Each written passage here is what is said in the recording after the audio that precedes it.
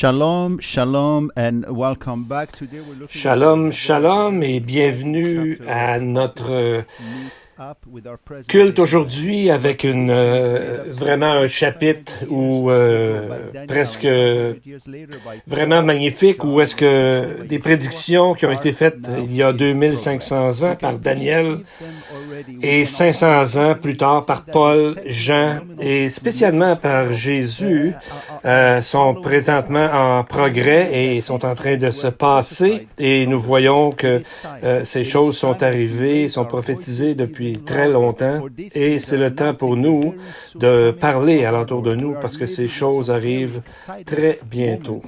Et donc, ces prédictions-là, ces prophéties, Jésus en a parlé aussi. Et donc, nous allons voir aujourd'hui notre chapitre, le chapitre 11, ouvre avec un mesurage du temple qui ne peut pas être autre chose que le troisième temple, celui de les temps de la tribulation. C'est ce temple que les Juifs religieux prient chaque jour, 2 fois par jour, depuis la destruction du deuxième temple en l'an 70 de notre ère jusqu'à aujourd'hui. Bien sûr, en théorie, il prie pour un temple que nous allons voir un jour dans le temple d'Ézéchiel, mais vu qu'ils ne croient pas aux prophéties bibliques et tout ça, et eux autres, ils vont faire un temple qui, dans le fond, ça va être le temple des temps de la tribulation. Donc, de tous les horizons, autant au niveau politique, au niveau religieux, financier, il y a vraiment un engouement maintenant pour aller vers cette construction d'un autre temple, mais il y a des choses à régler avant. Et donc, dans la Knesset, le Parlement israélien, il y a déjà 20 personnes qui font partie de ce Parlement, qui veulent voir ce temple reconstruit.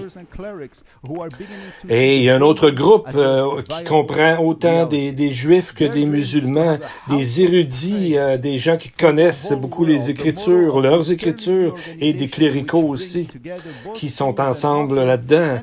Leur rêve est d'avoir une maison de prière pour tous les peuples du monde, pour toute la planète, dans le fond. Comme il est dit dans Ésaïe 56:7, « Ma maison sera appelée une maison de prière pour tous les peuples. » Et l'autre verset qu'ils utilisent, c'est Zacharie 14:9, dit que en ce jour-là, l'Éternel sera le seul Éternel et il sera le seul. Donc, on va regarder, c'est dans le texte d'aujourd'hui, on va parler de ces choses-là. Donc, c'est un temple qui est requis pour que y ait que les prophéties continuent à s'accomplir, certaines prophéties dont on va voir et qu'on a déjà vu aussi dans d'autres textes, surtout dans Zacharie et dans d'autres textes comme ça. Aujourd'hui, on va voir les deux témoins qui ont été introduits au chapitre 11 de l'Apocalypse. Et ces deux témoins-là, ils vont vraiment faire que le monde alentour va trembler, va vraiment avoir... on va voir aussi tout ce qu'il leur a été donné, ces pouvoirs à ces deux témoins-là.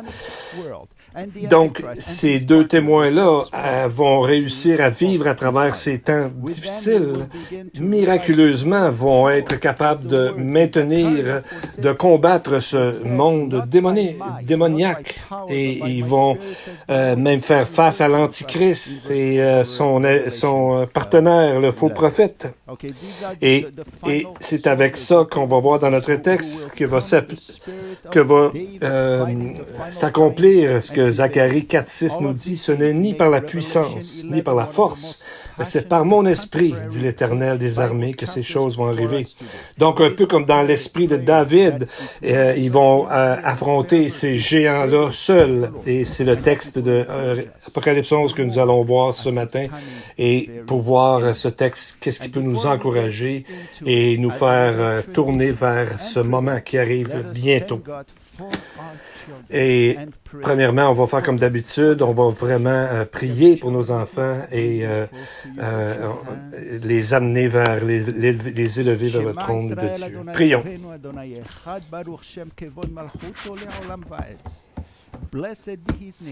Béni soit son nom, celui dont le royaume arrive bientôt et qui sera pour toujours et pour toute l'éternité. Père Céleste, aujourd'hui, nous sommes devant toi avec nos cœurs ouverts et nos mains ouvertes et nous apportons nos enfants devant toi pour que tu les bénisses, Seigneur, que tu les aides à voir dans ta parole et à aimer ta parole et à grandir dans ta parole et qu'ils puissent être comme un arbre planté près des courants d'eau afin de porter des fruits pour toi et ne pas avoir peur de ce monde qui est là parce que toi, tu es plus puissant que tout ça et tu es là pour les aimer et être avec eux. Nous prions toutes ces choses au nom de Jésus. Amen et Amen. Ouvrons nos Bibles maintenant à Apocalypse 11 et commençons à lire les versets 1 et 2 pour voir le sujet du troisième temple. Et il y a des gens qui vont dire seulement 2 versets pour un sujet si important. Mais attendez, vous allez voir que ces versets sont remplis d'informations qui va nous aider à jeter de la lumière sur les événements présents et aussi selon la Bible. On me donna un roseau semblable à une verge en disant « Lève-toi et mesure le temple de Dieu, l'autel et ceux qui y adorent. Mais le parvis extérieur du temple, laisse-le en dehors et ne le mesure pas. » Car il a été donné aux nations, et elles fouleront aux pieds la ville sainte pendant 42 mois. On a vu au chapitre 4 dans les études précédentes que Jean a été amené au ciel pour voir et voir ce qui était pour arriver. Et là, il est ramené sur la terre, à l'endroit du temple à Jérusalem. Par le temps que l'Apocalypse a été écrit, c'est environ à l'an 100 de notre ère, le deuxième temple avait déjà été détruit. Et Jean envoie un autre, le troisième temple, et il est appelé ici le temple de Dieu. Donc, c'est le temple de Dieu à qui Jean on a demandé de mesurer. Donc, c'est un signe de propriété. C'est un signe que c'est le propriétaire que ça lui appartient. Le temple, alors, qui bientôt va être construit, Dieu le reconnaîtra, ça sera le sien. Ça ne sera pas construit par un groupe marginal qui cherche à accomplir leurs propres désirs et leur projet. Mais à quelque part, ce temple va fonctionner et va même emmener plusieurs au Seigneur, au Messie. Et toutes les facettes, tous les éléments du temple, à partir des sacrifices sur l'autel et le bassin de sacrification et le Saint des Saints, est déjà en train de se préparer en Israël. Et imaginez-vous qu'est-ce que ça va être dans le temps du millénium. Et donc, mais c'est pas ce temple-là dont on parle ici. On voit ici qu'il est dit vraiment un roseau semblable à une verge. Un roseau pour mesurer, ça va, on comprend. Mais pourquoi une verge? Habituellement, le mot verge, c'est pour châtier. Mais il y a aussi, dans le texte qu'on voit aussi, c'est pour la verge du berger pour aller conduire les troupeaux. Donc, peut-être que ce mot amène l'idée que ce temple va être un endroit où les gens vont quand même aller rencontrer Dieu et ils vont finalement quand même se convertir à travers même tout ce qui va arriver. Et c'est ce qui va faire que l'Antichrist va avoir envie d'aller dans ce temple-là pour que les gens puissent l'adorer, lui. Paul a prophétisé dans 2 Thessaloniciens 2:4, en parlant de l'Antichrist, qui disait que celui-ci, l'Antichrist, veut s'élever au-dessus de tout ce qu'on appelle Dieu ou de ce qu'on adore, jusqu'à s'asseoir lui-même dans le temple de Dieu, se proclamant lui-même Dieu. Donc, on voit ici que quand Jean, on lui dit de de mesurer le temple, on lui dit de ne pas mesurer une certaine partie du temple. Premièrement, il y a 2 mots grecs qui décrivent ce temple. Dans Matthieu 24, et on va parler du premier mot grec, c'est « iéou ». Et quand on a parlé à Jésus dans Matthieu 24, on a dit « As-tu vu le temple, comment c'est beau ?» Donc, c'est ce mot-là qu'on utilisait sur le mont des Oliviers. Donc, il voyait le temple au complet. Mais le deuxième mot en grec, c'est le mot naos, qui est utilisé ici au chapitre 11, désigne le Saint des Saints, le lieu très saint, le sanctuaire lui-même. Donc, ça va nous aider à voir que pourquoi certaines parties du temple sont rejetées par Dieu. Dieu dit de ne pas les mesurer, ces choses-là. Donc, ce n'est pas à lui. Il ne prend pas ça comme étant à lui. Regardons maintenant le texte, Apocalypse 11, verset 1, et on voit les trois choses, le temple de Dieu, l'autel et les gens qui y adorent. C'est ce que Jean doit mesurer. Et on voit quand on regarde dans les Écritures, on voit les mêmes trois éléments mentionnés ensemble quand on en vient au sacrifice de quelle fête? Le Yom Kippour, le jour du pardon. Donc c'est important de voir ça dans le Lévitique chapitre 16. Et c'est ce qu'on disait au souverain sacrificateur de faire à ce jour unique. Lévitique 16, 33. Il fera l'expiation pour le sanctuaire de sainteté. Il fera l'expiation pour la tente d'assignation et pour l'autel. Et il fera l'expiation pour les sacrificateurs et pour tout le peuple de l'assemblée. La tente d'assignation était l'endroit où on mettait l'arche de l'Alliance. Et c'était le naos, comme on a dit tantôt, le lieu très saint.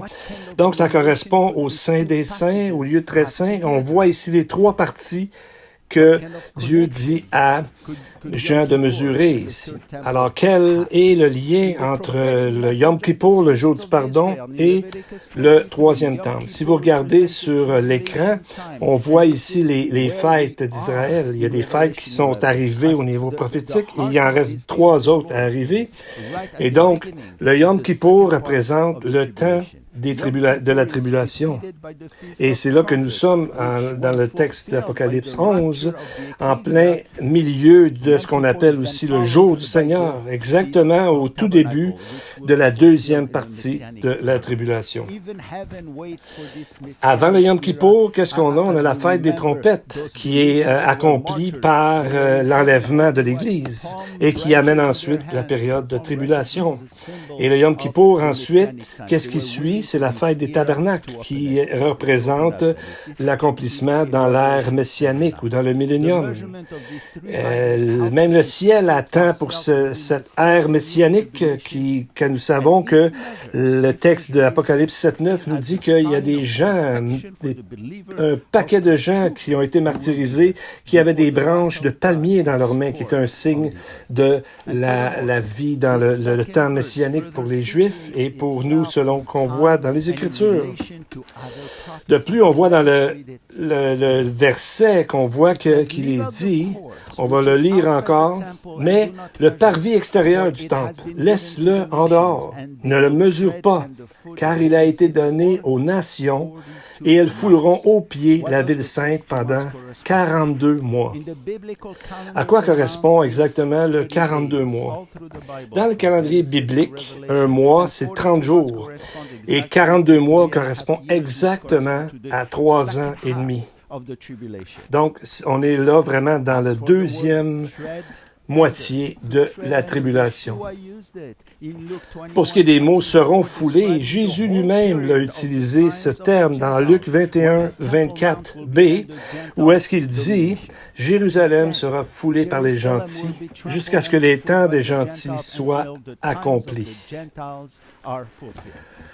Donc ici, Jean se concentre sur les 3 ans et demi du temps des gentils qui vont se terminer quand? À la seconde venue de Jésus-Christ. Le mot ici, le verbe « fouler » est utilisé dans ces temps-là pour un roi qui marche, vous savez, au-dessus de tout le monde. Là. C'est ce qu'ils sont en train un peu de faire aujourd'hui. Ils pensent que cette ville de Jérusalem leur appartient.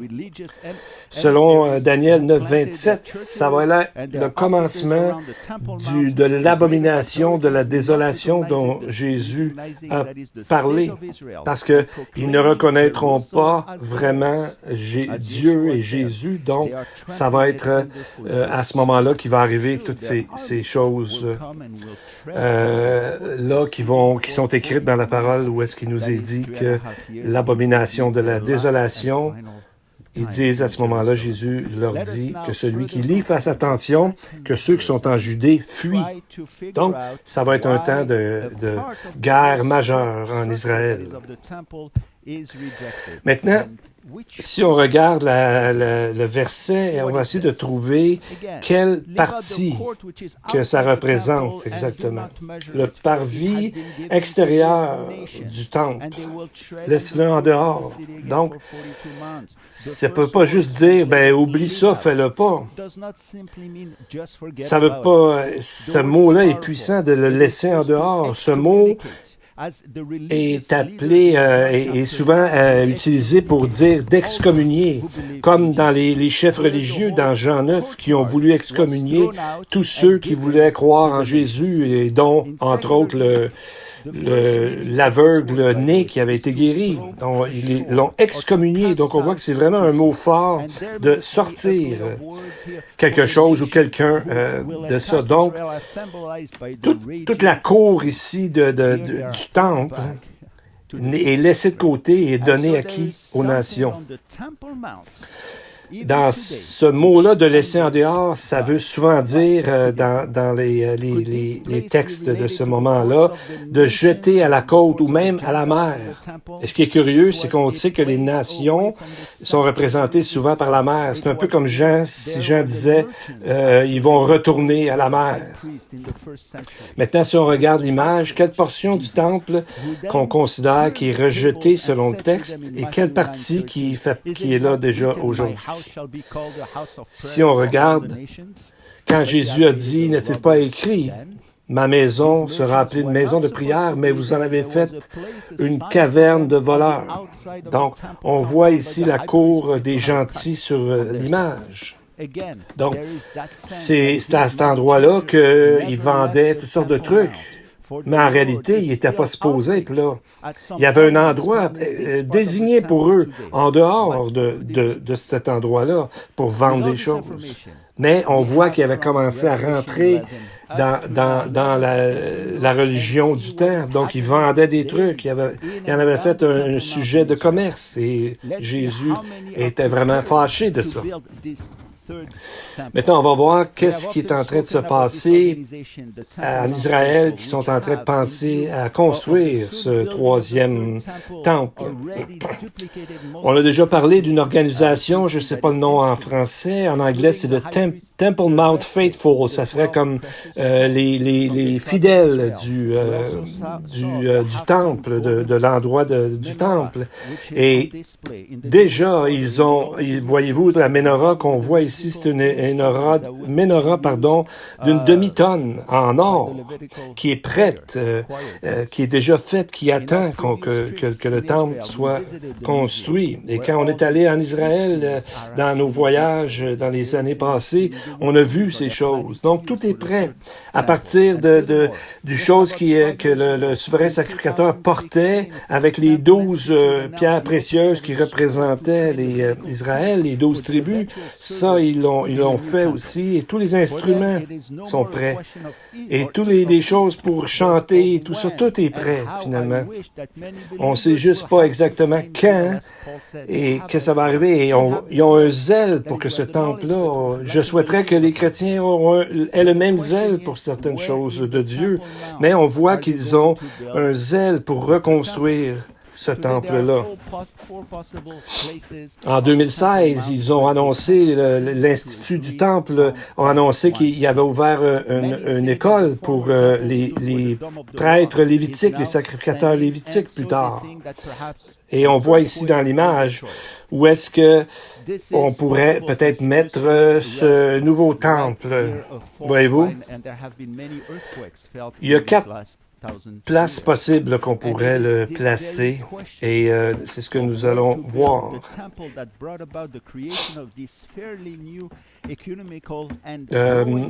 C'est un mouvement écuménique quand même assez nouveau, mais pas vraiment si nouveau, mais qui est en train vraiment de progresser dans cette pensée-là. Comment ça que ça grandit tellement, cette pensée-là, aujourd'hui? Donc, on va regarder ici ce qu'ils ont mis sur leur site web. Un jour, on voit ici le troisième temple.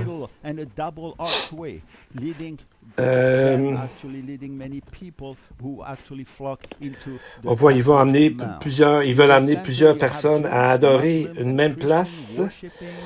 Et il y a des chrétiens, il y a des chrétiens nominaux, en tout cas de toutes sortes de dénominations. Il y a des musulmans et des juifs aussi. Et ils prennent un passage dans Zacharie qui dit qu'à ce jour-là, Dieu sera un et il sera le seul Dieu, le seul éternel. Donc, on voit ici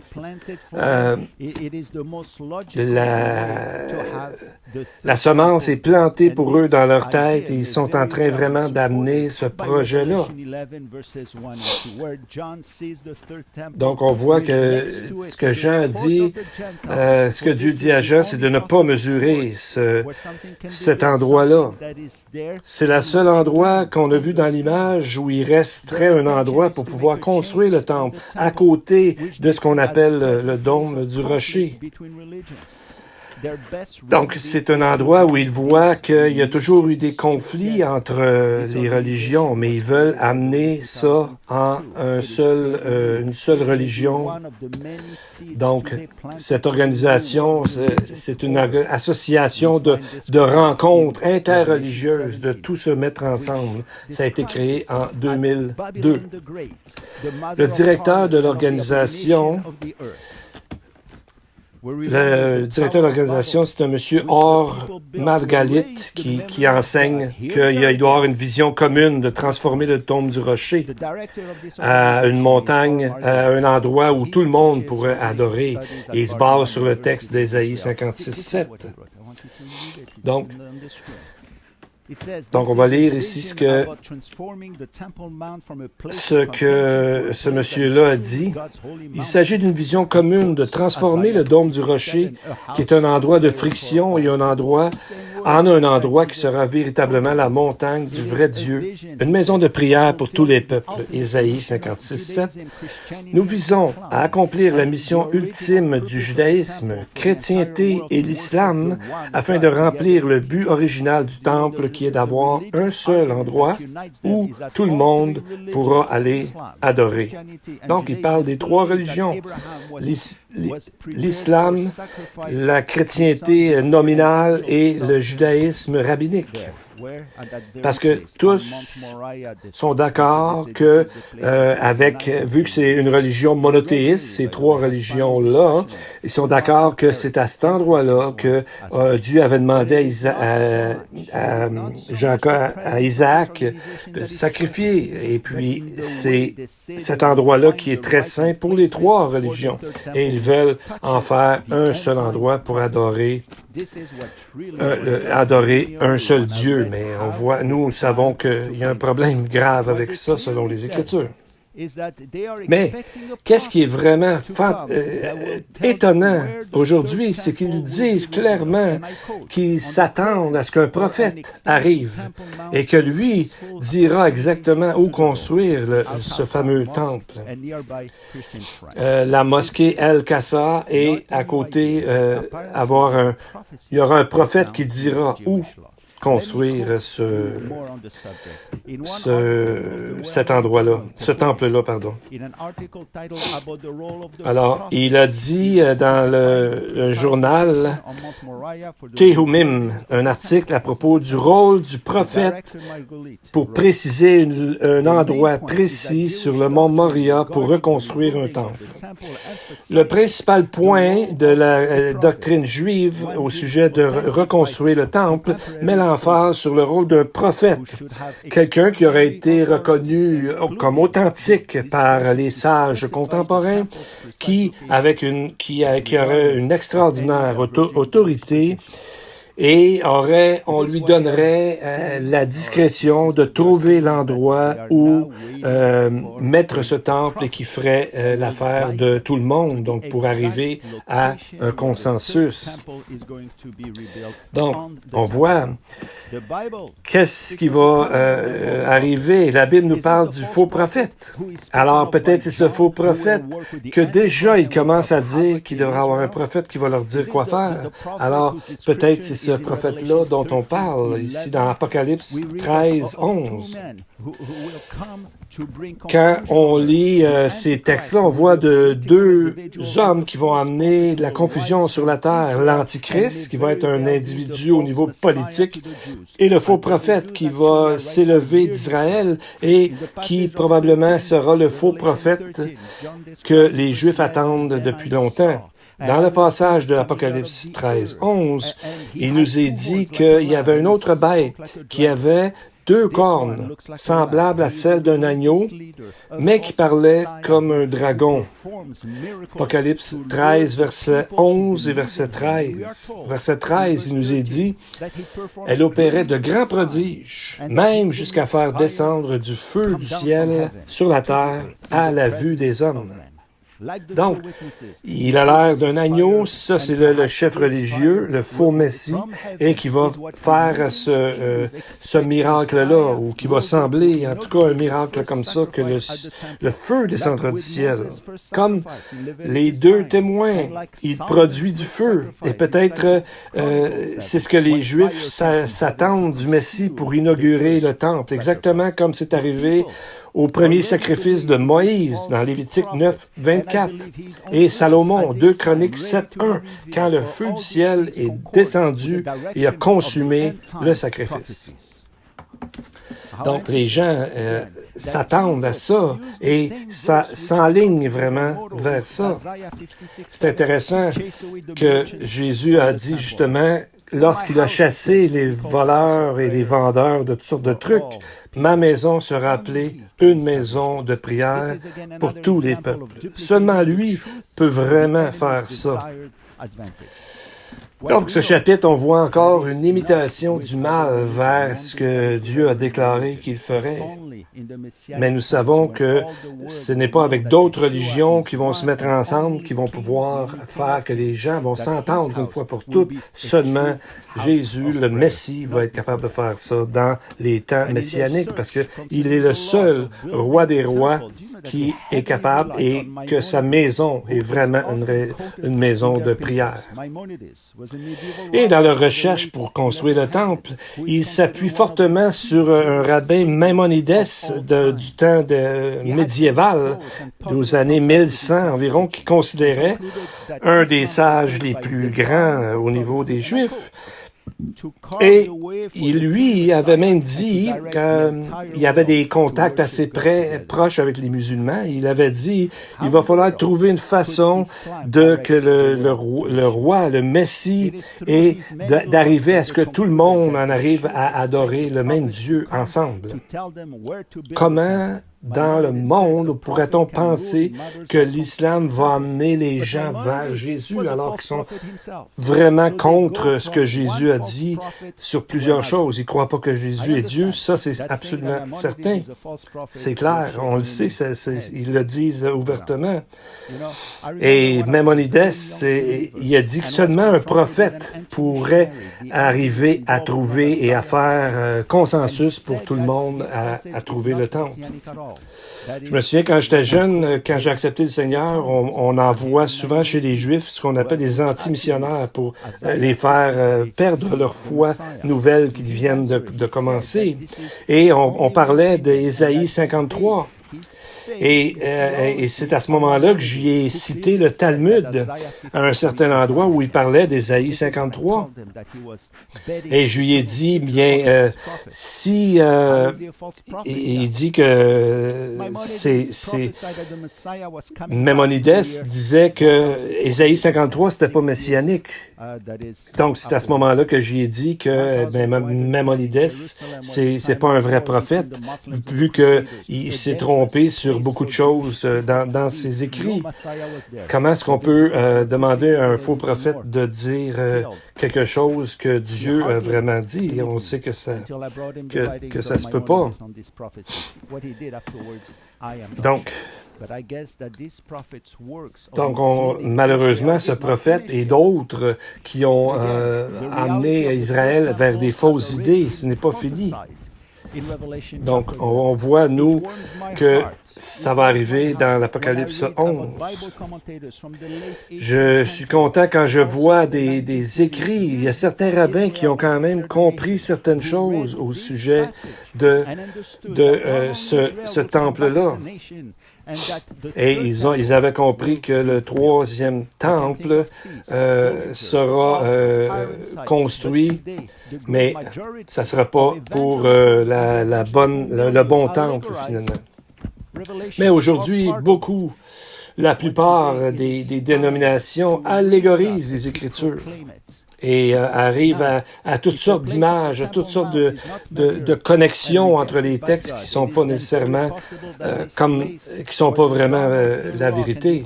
Regardez sur l'image, ça pourrait être un endroit où on pourrait mettre peut-être le troisième temple. Juste là.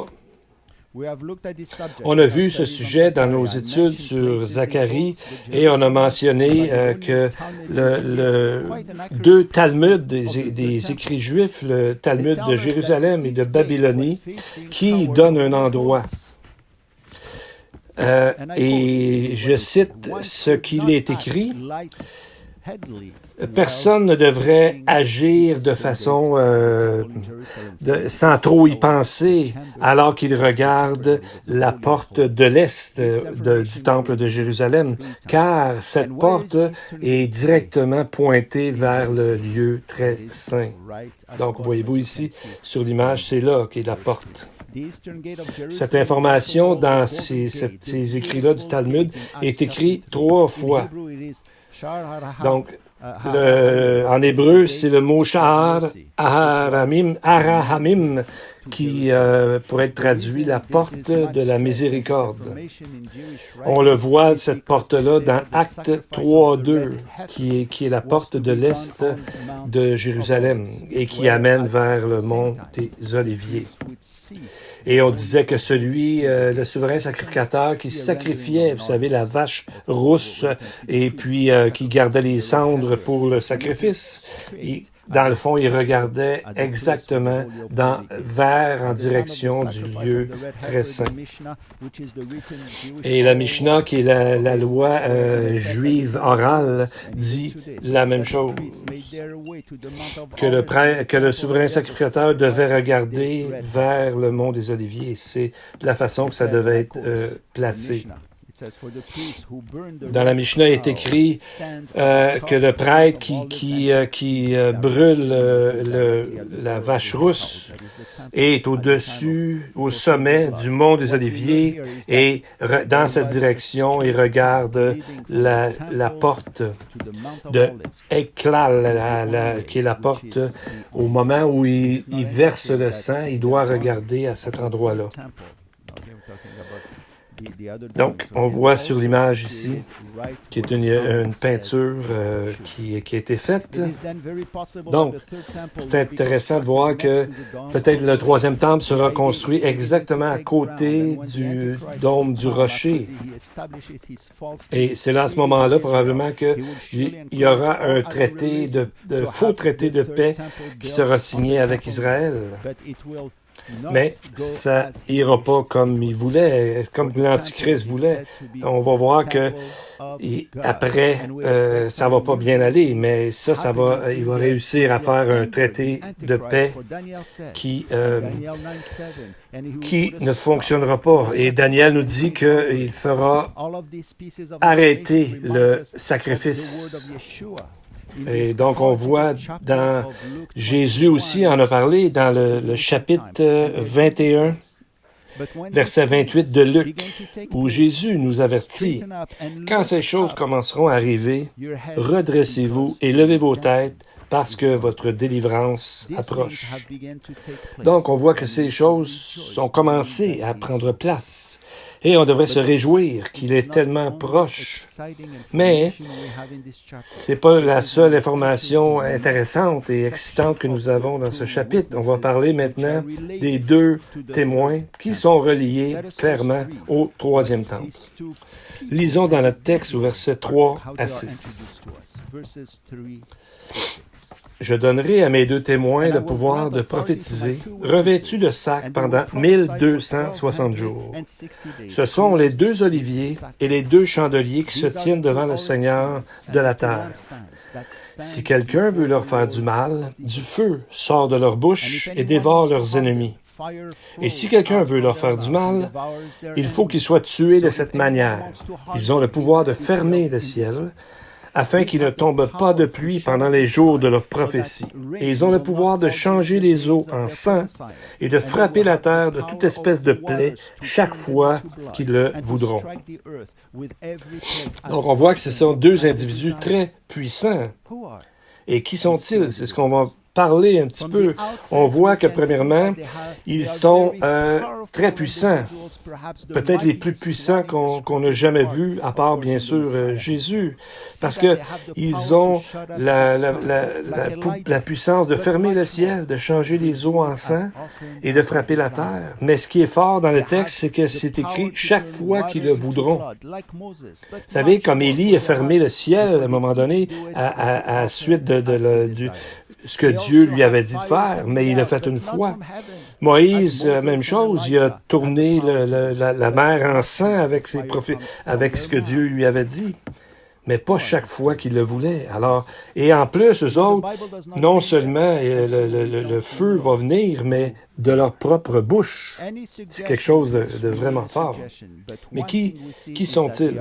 Premièrement, on peut voir qu'ils sont uniques dans l'histoire. L'étendue de leur pouvoir, on peut voir au verset 7, où est-ce qu'il est dit que l'Antichrist lui-même, la bête qui monte de l'abîme, leur fera la guerre, les vaincra et les tuera. Bien sûr, quand Dieu décidera qu'il pourra le faire. Et l'étendue de leur pouvoir peut être vue aussi au verset 10, parce qu'on apprend qu'après leur mort, il y a quelque chose comme un immense party mondial, une fête où ils s'envoient des cadeaux. Donc, c'est un peu le côté sombre, si on veut, du Purim qu'on a vu, où est-ce que les Juifs se réjouissaient, puis ils ont fait une fête pour célébrer ça. Mais eux autres, quand les deux témoins vont mourir, alors ils vont faire une grande fête. Voici ce que le texte dit. Et à cause d'eux, les habitants de la terre se réjouiront et seront dans l'allégresse. Et ils s'enverront des présents, des cadeaux les uns aux autres, parce que ces deux prophètes ont tourmenté les habitants de la terre. Donc, le texte dit que les deux témoins ont tourmenté les habitants de la terre. Le mot veut dire torturer, battre. C'est énorme et incomparable de tous les hommes qu'on a vus, même Moïse et tout ça. Sauf, bien sûr, pour ce qui est de Jésus. Mais pourquoi ont-ils tellement de pouvoir? Quand on considère la nature des 3 années et demie de la fin des tribulations et tous les démons lancés sur la terre et Satan lui-même, il y a seulement ces deux-là qui pourront les affronter directement en face. Mais pourquoi sont-ils là? Et pourquoi on a besoin de ces deux témoins-là. Premièrement, on va regarder le texte au niveau du temps. Il est marqué ici au verset 3 et dans d'autres versets que vous voyez en avant, qui vont prophétiser pendant quoi? 1260 jours. C'est exactement la même longueur de temps que 42 mois au verset 2. Où on dit qu'ils vont fouler la ville sainte, les nations, pendant quoi? 1260 jours et 42 mois. Ce qui équivaut exactement, comme on a dit plus tôt, à 3 ans et demi dont Daniel a prophétisé. On voit aussi ce temps-là, cette période de temps dans Apocalypse 13, 5. Et il lui fut donné une bouche qui proférait des paroles arrogantes et des blasphèmes. Et il lui fut donné le pouvoir d'agir pendant 42 mois. Pour ce qui est de 1260 jours, on va voir ça aussi dans les semaines à venir, dans Apocalypse 12, 6, qu'on va voir bientôt, qui correspond au temps qui est donné au reste qui croit de l'Israël, de se cacher de la colère de Satan.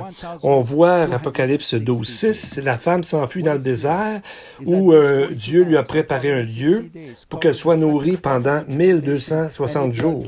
Donc, ce qui est clair, c'est que la période est claire. 42 mois, 1260 jours, ça arrive à 3 ans et demi. Donc, on voit que c'est vraiment clair que c'est parallèle au niveau de la période. Donc, Dieu est en plein contrôle. Les gens qui vont rentrer dans la tribulation vont savoir exactement parce qu'ils vont pouvoir compter en mois ou en jours le temps que cette période va durer. Mais quelle sera leur mission? On va regarder le texte ici qui nous a dit qu'ils sont, quoi? Revêtus de sac. Dans la Bible, quand on voit que les gens se revêtent de sac, c'est un signe de peine et de deuil. On se rappelle Job et Jérémie aussi qui disait aux gens de se revêtir de sac et de se repentir parce que l'ennemi arrivait. Jérémie 30, verset 3. On le voit aussi avec Joël 1, 13. Et comme on a célébré il n'y a pas longtemps le Purim, nous avons vu que Mardochée, lui aussi, portait des sacs avec des cendres et était dans la peine par rapport au complot d'Aman de tuer, d'annihiler, de détruire tous les Juifs. Donc, le message de ce texte, que ces deux témoins ressemblent dans le sens qu'ils vont prophétiser au sujet des guerres à venir et des calamités à arriver. Leur message est un peu comme Jean-Baptiste qui prêchait la repentance. Il disait « Repentez-vous avant que la cognée soit mise à l'arbre et que finalement le Seigneur revienne. » Donc, il préparait le retour du Seigneur. C'est un peu le même rôle qu'auront ces deux témoins. Ils seront très, très efficaces. Tellement que le diable sera obligé de s'en occuper pour arriver à les tuer quand Dieu décidera que ce sera le temps. Donc, il y a plusieurs suggestions. Il y a tellement de textes qui ont été écrits. On va essayer de voir. Peut-être une façon que Dieu, des fois, voile des informations pour notre bien, pour qu'on regarde au bon endroit et non pas chercher des choses où est-ce qu'on trouvera jamais finalement. Mais on va regarder les deux témoins ont le même esprit que ce qu'on voit dans Hébreu qui nous dit qu'il y a une nuée de témoins. Donc, ils sont témoins de choses et ils vont prophétiser les choses que Dieu leur dira de faire. Nous lisons dans le texte au sujet de Zorobabel, qu'il venait dans l'esprit de Zorobabel et de Josué. Au verset 4, qui nous est dit ça, qu'ils viennent dans l'esprit de Moïse et d'Élie et qui avaient des pouvoirs semblables à eux, sauf que eux pouvaient faire ça comme ils voulaient. Il y avait l'esprit de Job qui a confronté les attaques du méchant et ça n'a pas affecté sa foi. l'esprit de Noé qui était seul contre tout le monde, qui le trouvait complètement idiot, de Gédéon qui s'est battu contre une grosse armée immense, et David qui a bien sûr, entre autres choses, terrassé le géant. Donc, nous allons voir les oliviers. Au verset 4, on nous est dit que ce sont 2 oliviers et 2 chandeliers qui se tiennent devant le Seigneur de la terre. Alors ça, c'est un indice maintenant de leur caractère. On a vu le nombre de jours, on a vu qu'ils étaient habillés de sacs. Maintenant, on les décrit comme 2 oliviers et 2 chandeliers. Alors que Zorobabel, et Josué ont joué un rôle majeur et dans la reconstruction du 2e temple contre une grande persécution des ennemis qui étaient déjà à Jérusalem et alentour. Mais ces deux-là n'étaient pas seuls. Josué ici, qu'on voit dans les textes, c'est pas le même Josué que le début de l'Ancien Testament, mais c'est quelqu'un dont la parole de Dieu nous parle en relation aussi avec Zorobabel. Et on va voir, Zacharie a vu, lui, un chandelier en or solide. Il nous avait été dit que le chandelier était Zorobabel. Et l'huile était le pouvoir de l'Esprit qui était sur lui. Et c'est là qu'il est dit dans Zacharie 4:6, « Ce n'est ni par la puissance, ni par la force, mais c'est par mon esprit, dit l'Éternel des armées. » Alors on voit ici qu'est-ce que Dieu dit à ce sujet. Donc, c'est à travers l'Esprit de Dieu que ces gens feront des choses et qu'ils feront des prodiges éclatants pour témoigner.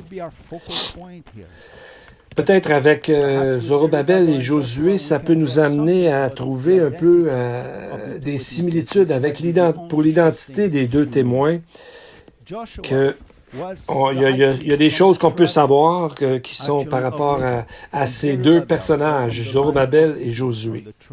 Josué était le souverain sacrificateur de la tribu de Juda et Zorobabel était de la lignée des rois de Juda. Le Zorobabel, on le voit dans les généalogies de Matthieu et de Luc. Donc, il vient de la tribu de Juda. Dans une des Midrash Rabbah, un rabbin a conclu, donc nous trouvons ces 2 tribus, Juda et Lévi, sont les plus distingués dans la lignée d'Israël, parce qu'ils sont quoi? La royauté et la sacrificature, ceux qui font les sacrifices. Donc Lévi représentait les sacrifices et Juda la royauté. Donc, c'est pas aller chercher trop loin de se penser que ces témoins proviennent de la tribu de Juda et l'autre vient de la tribu de Lévi. Donc, on voit qu'ils sont seulement 2, mais ils ont une telle influence dans le temps messianique. On voit qu'ils sont juste 2, mais ils sont capables de tenir tête à ce temps difficile. Maintenant, on va voir aussi dans les futures études les propositions. Qu'est-ce que les gens ont dit que ça pouvait être les 2 témoins? On va en parler aussi.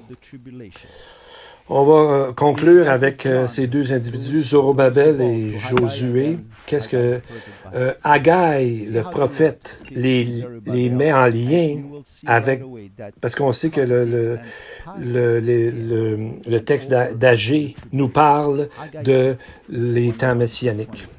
Agé 2, 21-23. Parle à Zorobabel, gouverneur de Juda, et dit, « J'ébranlerai les cieux et la terre, je renverserai le trône des royaumes, je détruirai la force des royaumes des nations, je renverserai les chars et ceux qui les montent. Les chevaux et leurs cavaliers seront abattus, l'un par l'épée de l'autre. En ce jour-là, dit l'Éternel des armées, je te prendrai, Zorobabel, fils de Shealtiel, mon serviteur, dit l'Éternel, et je te garderai comme un sceau Car je t'ai choisi, dit l'Éternel des armées. On voit qu'alors que toutes les forces du mal essaient d'arrêter la construction du deuxième temple pour pas que Jésus vienne la première fois, Dieu, à travers Zorobabel, a confirmé que le Messie non seulement va venir une fois, mais 2 fois. Donc, et Zorobabel et les 2 témoins se tiennent devant Dieu pour la vérité. Dans Zacharie, on parle du signet que Dieu le Zorobabel est le signet de Dieu. Et un rabbin, Arbabanel, a écrit la descendance, de cette descendance viendra le roi Messie qui va régner sur la nation et va rétablir l'alliance de David. Et en fait, Jésus est arrivé à travers justement l'alliance de David. Donc, il y en a qui croient que Zorobabel et Élie vont venir dans le temps messianique et expliquer tous les secrets de la Torah et tout ce qui a été mal interprété. C'est ce que leur écrit dans leur livre juif, c'est ce qui est dit ici. Et le texte qu'on voit, c'est que la tribu de Juda, dont descendait Salomon, qui a construit le premier temple, et Zorobabel, qui a construit le deuxième temple. Et de lui est venue la lignée du Messie royal qui a refait le temple. Donc, ils ont besoin de savoir que selon la prophétie, le temple qui vient ne sera pas construit par le Messie, le vrai Messie, mais par un faux Messie. Et je crois que ce sera le principal message que les 2 témoins apporteront à ce monde. Mais je ne veux pas terminer sur cette note. Je voudrais terminer avec les versets 15 à 17 de chapitre 11. Le 7e ange sonna de la trompette. Il y eut dans le ciel de fortes voix qui disaient « Le royaume du monde est remis à notre Seigneur et à son Christ, et il régnera au siècle des siècles. » Les 24 vieillards qui étaient assis devant Dieu se prosternèrent sur leurs faces, adorèrent Dieu en disant « Nous te rendons grâce, Seigneur Dieu Tout-Puissant, qui est, qui était, de ce que tu as saisi ta grande puissance et pris possession de ton règne. Amen et Amen. » Et je crois que ça arrive très bientôt. Prions. Seigneur, nous te remercions pour ta grâce merveilleuse et te demandons que cette parole nous sanctifie et que par ton esprit, nous puissions vraiment comprendre et étudier ta parole et en parler autour de nous, Seigneur. Que c'est ta veille d'arriver et que nous puissions sentir, Seigneur, par ton esprit, que tu es avec nous, Seigneur, pour nous faire comprendre et nous soutenir. Et Seigneur, merci que ton amour est toujours là. Ta paix est toujours présente pour ceux qui veulent bien la demander avec foi. Seigneur, nous te prions, nous te remercions pour toutes ces choses et bénis chacun d'entre nous. Au nom de Jésus, nous te prions. Amen et Amen.